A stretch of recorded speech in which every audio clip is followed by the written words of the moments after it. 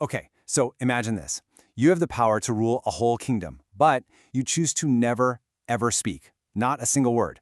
That's the wild mystery at the heart of this ancient Buddhist story, the Sutra of Prince Mùpò. We're going to dig into why a seemingly perfect prince chose total silence, and believe me, his reason, it might just change the way you think about every single word you say. Right, so let's get straight into this puzzle. I mean, here's a guy who has it all. He's handsome, he's smart, he's the heir to a huge throne, so why on earth would he refuse to speak? Especially when his own life is on the line. The answer? Well, it's pretty unbelievable. All right, so let's meet our guy, Prince Mùpò. The ancient texts, they really paint a picture of the perfect heir. They say he was, quote, endowed with limitless brilliance, handsome and wonderfully pure, without compare. Basically, the total package. As the future king of Varanasi, his life should have been this epic story of glory. But, yeah, there was a huge, unsettling problem.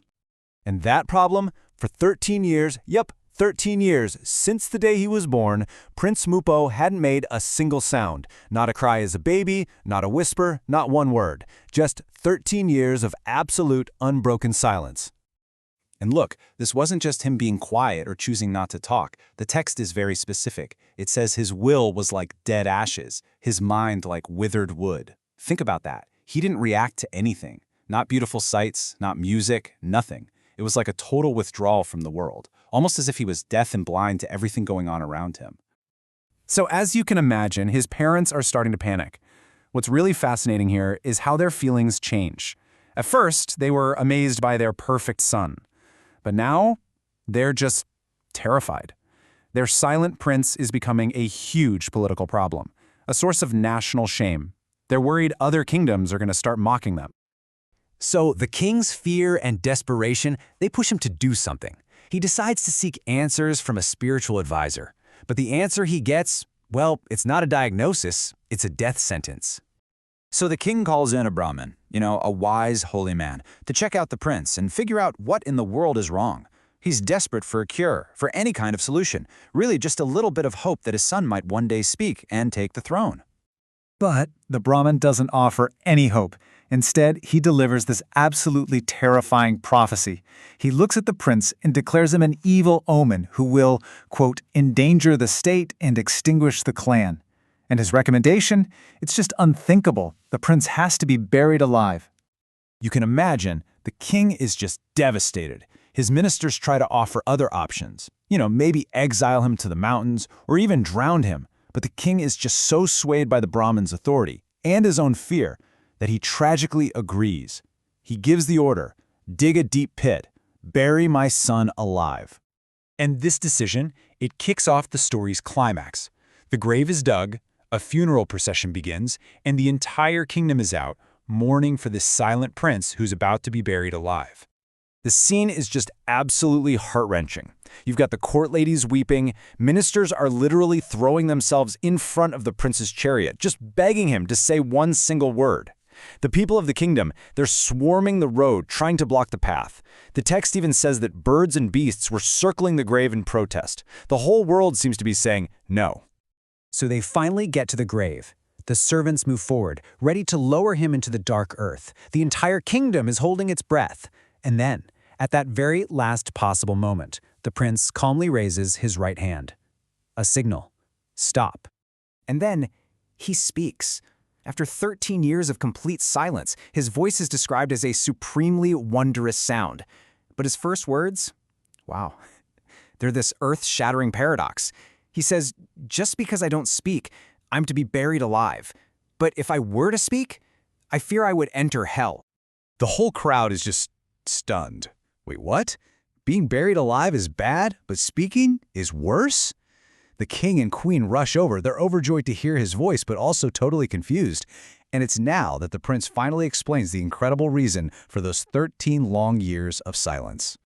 So the key that unlocks this whole mystery is a really central idea in Buddhism, the memory of a past life.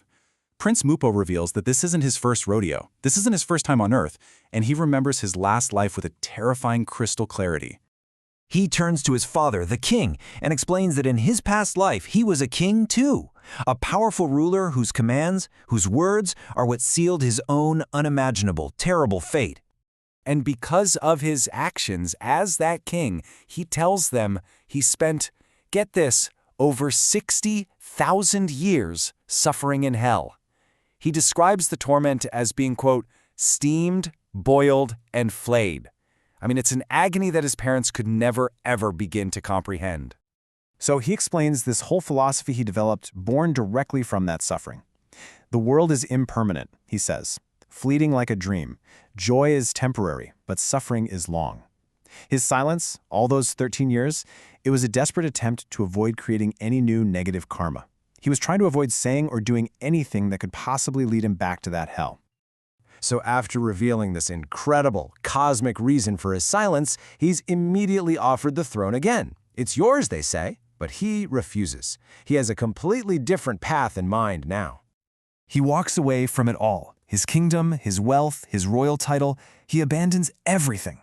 Instead, he chooses to go into the mountains to become an ascetic, to meditate, and to finally try and break this cycle of suffering that he remembers so vividly.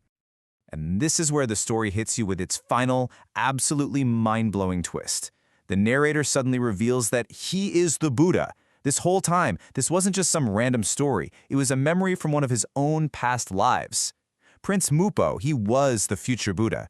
The king and queen, they would be reborn as his parents, King Suddhodana and Queen Maya.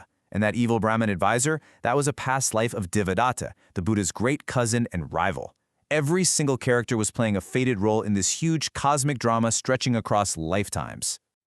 So the story leaves us with this really powerful question, doesn't it? I mean, yeah, the prince's solution was extreme, but it forces us to think about the weight, the karma of our own words. If every single thing you said had the potential to lead to either immense joy or 60,000 years of suffering, how much more carefully would you choose your words? It really makes you wonder, what is the true cost of the things we say?